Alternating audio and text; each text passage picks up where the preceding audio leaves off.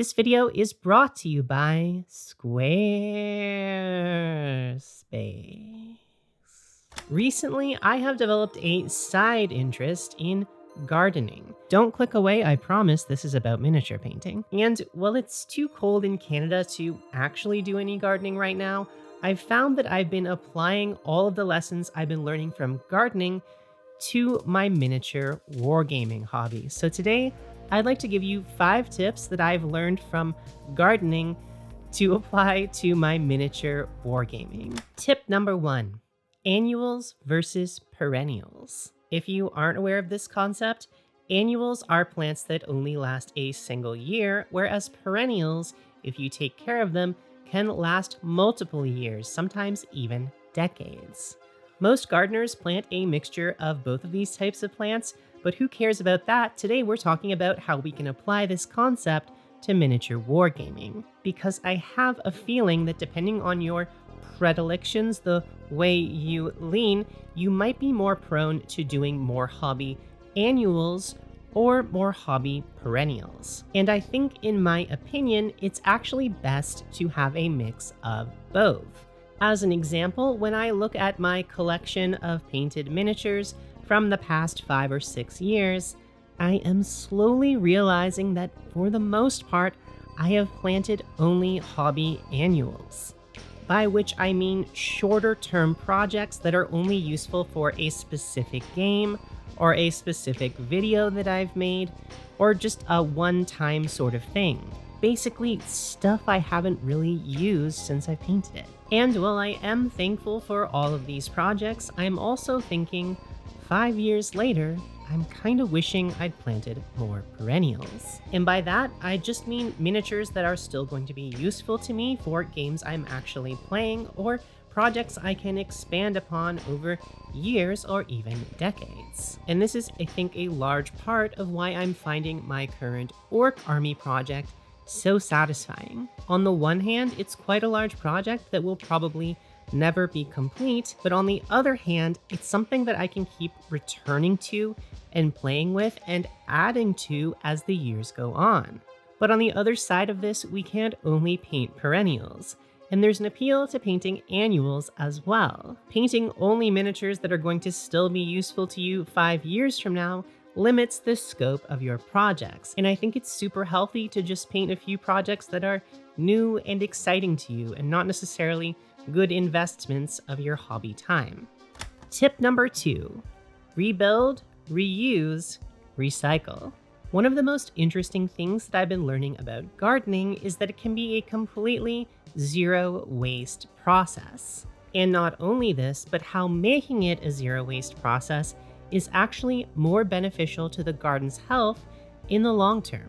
There are many examples of this, but maybe one of the most obvious ones is composting. Instead of just throwing out your weed trimmings or food waste, you can place it in a compost bin to gradually break down and be reused as nutrient-rich soil. Now, I always knew this was the case, I think most people do, but what I didn't realize is that compost is much better than any soil you can buy in the store. This got me thinking, what if we could apply this line of reasoning to our hobby as well? What if we could repurpose old hobby garbage as nutrient-rich dirt in which we can grow future projects? Maybe the most obvious way to do this is to keep all of your spare bits and create a bits box to use to kit bash future projects. But what if we took this one step further? Could we make this a truly zero waste, self-sustaining hobby by turning all of our outputs into new inputs? Maybe not 100%, but I think we could get to at least 75%, maybe 80%.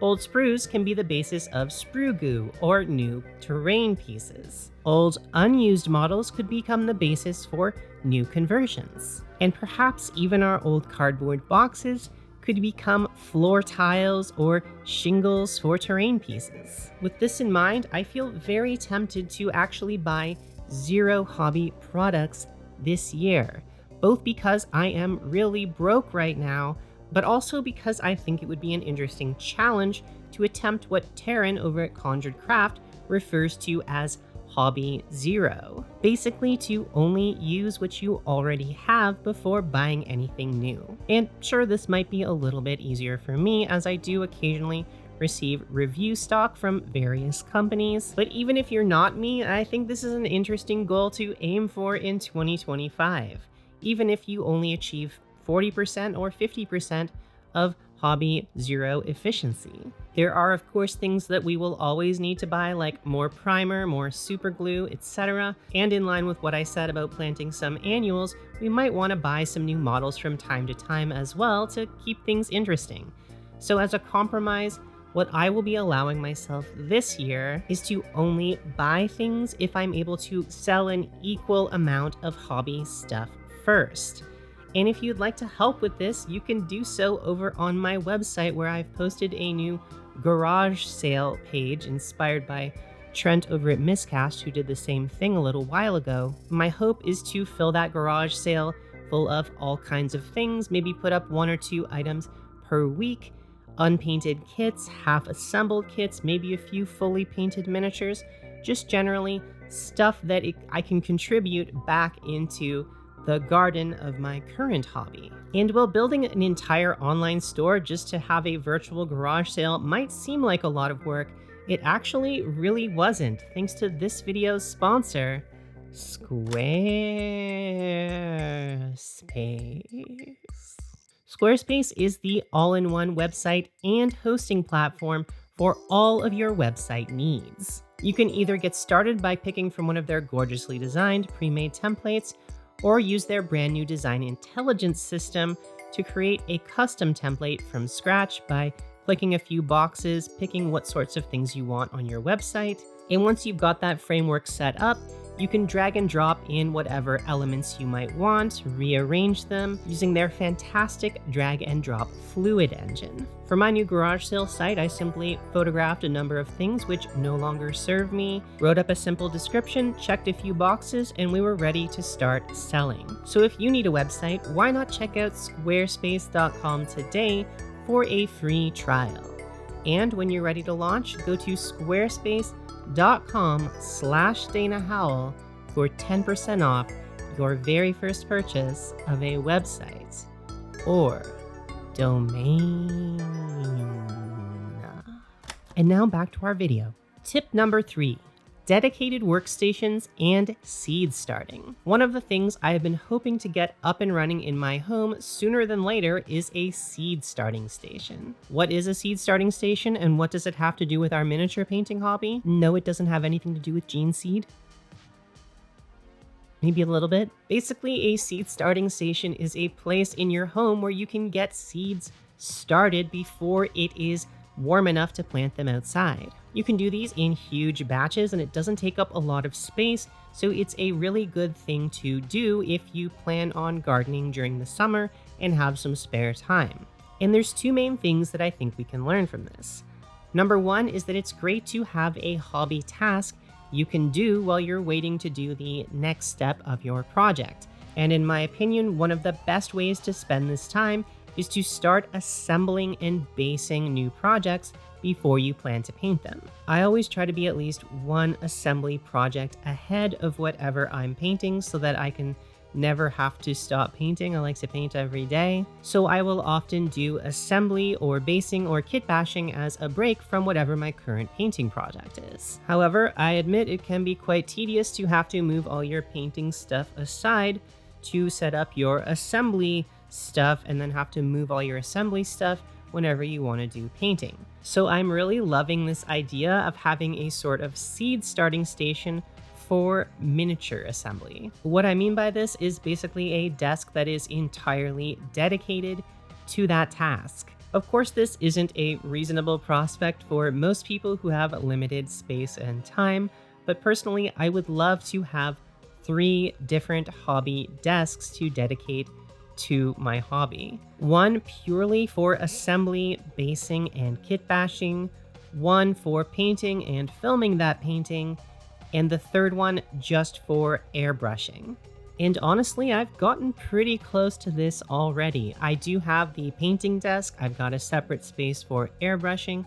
I just need that assembly desk to complete the trifecta. Personally, I'm thinking if I had something like this, it would really increase my efficiency rather than having to take out all of my assembly projects, finding all of my different kit bashing and basing supplies every time I want to do that sort of thing, to just put it all in one place and be able to start and work on that whenever I want to take a break from painting. But even if you don't have the space for something like this, I think there is still merit to maybe consolidating all of the supplies into one toolbox or one section of your hobby desk, so you can start and stop that activity whenever you want.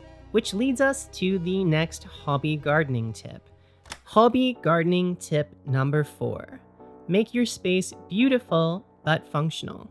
Something I see in basically all gardening videos on YouTube, but very rarely in miniature hobbyist videos, is this desire to create a beautiful space to do your hobby. You might even call it a garden. Again, this is something that can be limited by your budget, but I think even if you have a small space to do your hobby, maybe investing 10 or 15% of your hobby time into making it a comfortable and beautiful and lovely place to do your craft can go a long way towards your general mental health and enthusiasm towards your hobby in the long run. It might also go a long way towards inviting others into your hobby space, which leads us to the second half of tip number 4, share your hobby garden with others.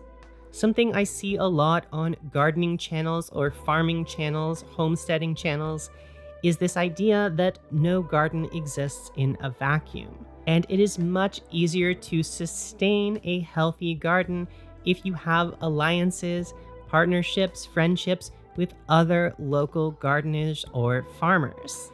Sharing plants, sharing tools, sharing supplies, and I think the very same thing applies to our miniature hobby. And well, personally, I do love my alone time, and this hobby is often a chance for me to have nice alone time with myself where I can hyper-focus into a task and take a break from the other parts of my life. I cannot emphasize enough how much having hobby friends, either online or in my local community, I have a bit of both, have impacted the way I approach this hobby and made it a more sustainable and happy thing that I participate in. It really helps motivate me, gives me new ideas, and as well just gives me gaming partners to play these hobby games with.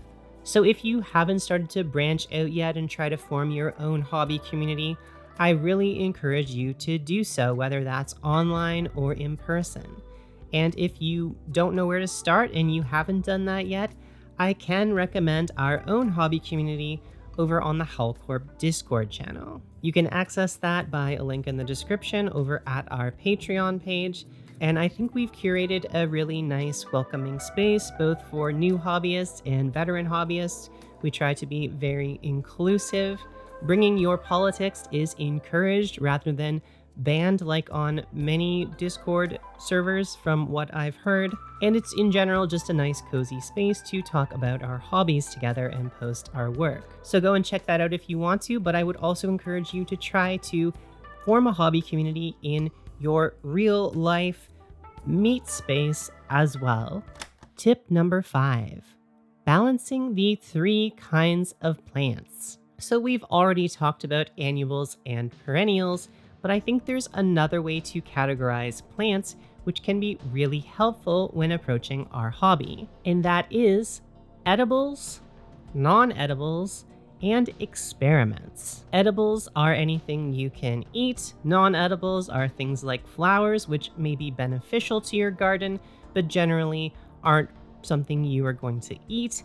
And the third one that I see in a lot of gardeners' gardens are experiments, trying new things that you're not sure is going to work. And just like in a real world garden, I think in our hobby garden, it's healthy to have a mix of all 3 types of projects. Only you probably shouldn't eat miniatures. probably. So if you swap out the term edible for gameable, I think you'll see what I mean. I feel that I am happiest as a hobbyist when I mix up my projects, having a few things on the go for a game that I want to play soon, having another project or two on the go that is just something that's fun to paint and I might not actually use for anything. And finally, probably the most important category for getting better at painting, experiments. And I cannot emphasize enough how much I feel that experiments are important for advancing your painting skill or your creation skill in any hobby, really. Something that I learned from art school is that you need a sketchbook. You need to practice your skills before applying them to actual finished products. So personally, to help encourage this sort of experimentation process, I try to, at all times, have a pile of miniatures I don't really care about that are fully assembled and primed. I do about half of them with a black undercoat and about half of them with a zenithal undercoat, and I find it is just super helpful to have these on hand when I think, oh, what might this look like with this color? It's great to be able to try that out and see that in real time before applying it to your very special army that you don't want to mess up. And trust me, I have learned this lesson many times, and I would encourage you for any large army project or even for a skirmish warband, do at least 3 test models. You'll thank me later. And when doing this, you don't have to go out and buy like 3 extra Sisters of Battle if you're doing a Sisters of Battle army just to practice on. Just use whatever you have lying around or go to the store and buy some cheap army men to practice on. I promise it's super helpful. So that's it for today. I hope you learned something interesting about miniature painting, wargaming, or maybe even about gardening. As always, thank you to all of our wonderful patrons for your ongoing support. Thank you for watching, and I will see you in the next video.